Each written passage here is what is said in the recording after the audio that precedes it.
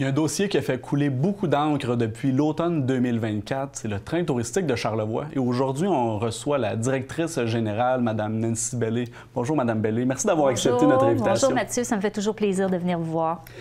Mme Bellé, on va faire un petit historique.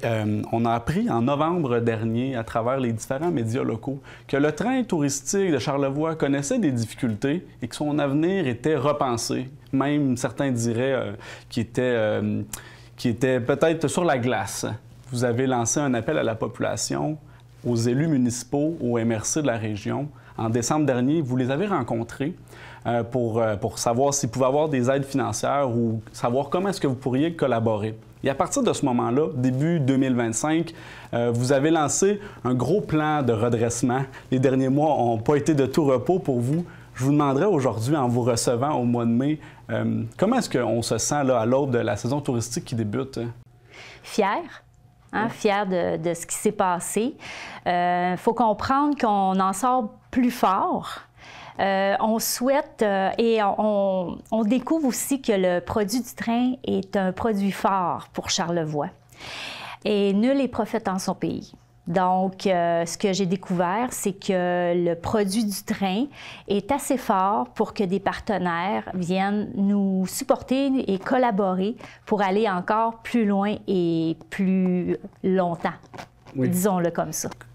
Je vous demanderais pourquoi vous y croyez au train? Qu'est-ce qui vous a amené à tenter de relever ce défi-là, vous, là? Ben moi, je pense que j'ai un petit peu de diesel qui me coule dans les veines. Ça fait que le chemin de fer, ça fait partie de ma vie. Ça fait 28 ans que j'évolue au milieu du chemin de fer. Il faut comprendre que j'ai passé du transport de marchandises avant d'intégrer la grande histoire du train du massif de Charlevoix dans un premier temps. Et on voyait l'intérêt. Et vous savez, le chemin de fer, à travers le monde, c'est un produit, c'est des territoires.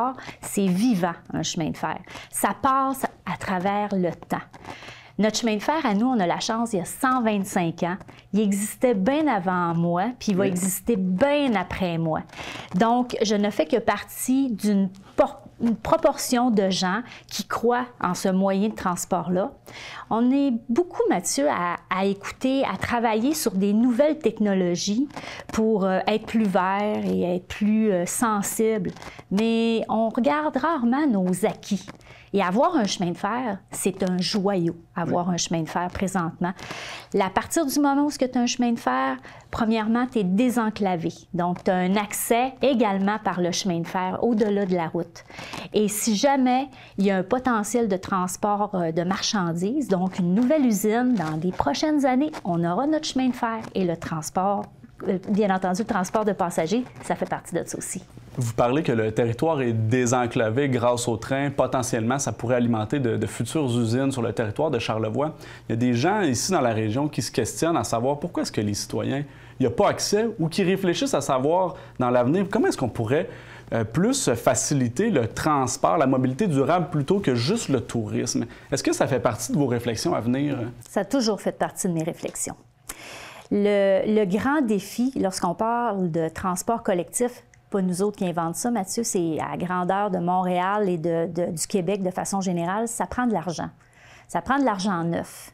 Alors, le principe ici, dans la vision qu'on avait, et je dis bien qu'on avait, parce que présentement, on est dans une période où on a reculé et on repart de la base, mais l'idée générale, c'était offrons du transport touristique, faisons rentrer de l'argent neuf, et utilisons éventuellement ce transport-là pour l'inclure ou complémentariser avec le transport collectif qui est Mobilité Charlevoix, qui existe en plus dans Charlevoix.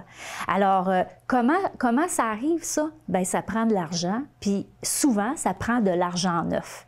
Je m'amuse à dire tu arrives à Cancun, là, bien, tu as des autobus, puis tu as des trains, puis à l'intérieur de ça, tu as des locaux qui ont payé 5 cents, puis t'as toi et moi qui sont là, qui voyageons, puis qui ont payé notre billet 50 $. C'est de même que ça se passe. Est-ce que vous aviez prévu des plans, là, en allant demander de l'argent aux municipalités, au MRC, au gouvernement? Aviez-vous prévu des plans de dire, dans un avenir à moyen long terme, on pourrait avoir tel wagon destiné à la population locale qui se promène de la Côte-de-Beaupré à Baie-Saint-Paul ou entre Baie-Saint-Paul et la Malbaie? Est-ce qu'on en était rendu là dans les réflexions là, pour favoriser la mobilité durable? Toujours. Dans le plan 2025, puis c'est drôle que tu me poses la question parce que je ne suis tellement plus dans ce mood-là. Là. On comprend qu'on est en période de survie là, oui. Et on repart à la base au niveau touristique. Mais ça demeure quand même que dans le projet 2025, il y avait quand même l'intégration d'un train dédié à du transport touristique, bien entendu, entre Baie-Saint-Paul et la Malbaie, mais avec l'intégration également du transport collectif. Okay. Mais je reviens à la base. Ça prend de l'argent. Donc, vous parlez que vous êtes en période de survie, on revient à la base, on se concentre pour l'année à venir, dans tous les cas, sur le tourisme.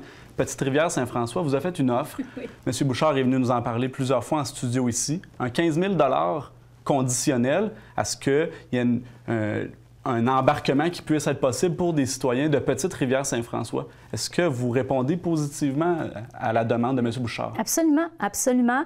C'est vraiment particulier parce que lors de cette rencontre-là avec les conseillers et conseillères, c'est revenu sur le sujet, bien entendu, du transport collectif et je leur ai expliqué ma vision. Je leur ai dit, je ne peux pas faire des deals, des ententes avec chacune des municipalités. Okay. Ce projet-là, ça se mange régionalement. Et il y a une conseillère que j'oublie le nom qui m'a dit « Madame Bellé, vous devriez commencer avec les gens qui veulent travailler avec vous et créer une espèce de projet pilote. » Puis je me suis dit « Bien, pourquoi pas? » En autant que tout le monde soit conscient de l'énergie que ça demande de faire du transport collectif dans ce cas-là. Comment on donne la passe aux citoyens? Qui y a droit? Combien ça coûte? Écoutez, là, il y a de l'administration derrière ça. Absolument. Et je ne suis pas dans une situation pour gérer ça. Et là, on commence. Là. Cette semaine, on va en discuter comment ça va fonctionner. Mais, quelque chose à annoncer pour l'été 2025? Absolument, absolument. Si on est capable, j'aimerais bien que ça se fasse dès la première journée. Pourquoi pas? Si, bien entendu, les responsabilités de chacun de chaque côté sont claires. Vous l'avez dit dans d'autres médias, vous l'avez dit un peu plus tôt également en entrevue, nul n'est prophète dans son pays.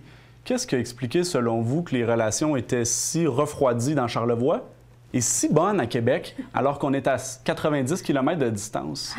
Poser la question, c'est d'y répondre. Il y a certains de mon fan club qui disent que je fais du déni, donc je devrais avoir la réponse. Malheureusement, je ne l'ai point. Ce que je comprends, c'est que de part et d'autre, on ne parle pas le même langage. On est beaucoup dans le langage économique de mon côté.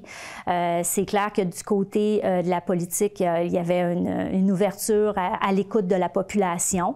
Nous, à un moment donné, il faut faire du cash si on veut en investir. Oui. Donc, est-ce que c'est une question de langage? Mais moi, je crois beaucoup au momentum. C'était pas le moment. C'était pas le bon fit. Hein? C'est comme un fit amoureux, tout ça. Là. Oui. Alors, l'important, c'était de conserver le train. Il faut comprendre qu'on va faire seulement 145 jours d'opération cette année. Comparé à? Bien, le projet en donnait 210 pour 2025. Puis de façon générale, on tourne autour de 190. Donc, tu sais, c'est quand même 50 jours de moins, ça, comparativement à 2024. On réduit le nombre de jours d'opération, on réduit également le nombre d'employés. On passe d'un peu plus d'une cinquantaine à 10 employés pour la saison 2025? Absolument. Absolument. C'est majeur comme restructuration, si on peut parler comme ça. Oui. On a également réanalysé les trajets pour les rendre plus efficaces et productifs. Parce qu'il faut comprendre que si on attend dans une destination, dans une gare, bien, ce temps-là compte au-delà de l'efficacité, ça rentre aussi dans les heures de règlement. Donc là, on a comme tout réduit au strict minimum pour en arriver à une saison qu'on veut avoir une belle saison, mais on n'a pas beaucoup de temps pour bien travailler. Il faut travailler fort. Vous réagissez comment là, quand l'administration municipale de Baie-Saint-Paul, cette année, donne un 10 000 $? L'administration précédente donnait jusqu'à 225 000 $ par année. Du côté de la Malbaie, cette année, un beau zéro. Les MRC, on les sent bien refroidis. Il y a quelque chose qui est en évaluation du côté de la MRC de Charlevoix. Est-ce que ça vous donne espoir pour cette année, mais pour les années suivantes également? Bien, on a toujours été à la recherche de la pérennité. Foncièrement, mon équipe et moi, ce qu'on voulait, c'était développer Réseau pour que Réseau Charlevoix soit une organisation forte, mobilisante, influenceuse. Le timing n'est pas là. Oui. Hein, bon, c'est le constat.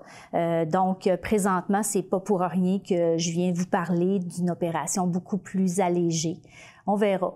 On verra où ça va nous mener. Nouveauté, donc, vous annoncez qu'un partenariat, une alliance exclusive avec Groupe Voyage Québec. En quoi va consister ce nouveau partenariat-là? Mais principalement, de base, c'est de l'impartition.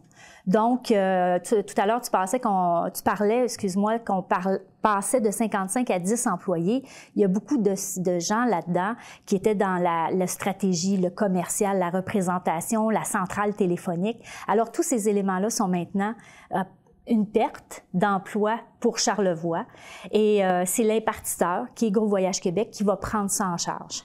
Le système de réservation, le lien avec les hôteliers. Nous, on va se concentrer, je dis nous, mais 9 autres personnes qui vont travailler avec moi, on va se concentrer à opérer un train. L'élément majeur de l'Alliance que je trouve intéressant, c'est que dans toute cette discussion-là ou cette réflexion-là qui s'est passée entre février et maintenant, si on veut, là, on s'est dit dans quoi qu'on est bon, puis y a-t-il des gens qui sont meilleurs que nous dans certaines structures ou dans certains éléments qui pourraient faire en sorte qu'on pourrait aller plus loin. Donc, Groupe Voyage Québec, c'est beaucoup d'employés, c'est une expertise incroyable, autant dans le transport autobus que le transport à l'international. C'est de l'accueil, c'est des systèmes informatiques, c'est des gens en marketing. De nouveaux marchés commerciaux, peut-être? Absolument, absolument. C'est ce qu'on vise. C'est ce qu'on vise également, d'aller chercher encore plus loin notre clientèle, d'intégrer le produit du train dans des forfaits beaucoup plus grands. Alors, c'est sûr que quand la discussion est venue là-dessus, ça m'a allumé, parce que c'est vers ça qu'on voulait tendre de toute façon. Bien, je vous remercie beaucoup, Mme Ballé, d'être venue nous voir aujourd'hui en studio, et puis on va suivre ce dossier-là avec beaucoup d'attention dans les prochains mois, mais dans les prochaines années également. On le souhaite. Merci, Mathieu.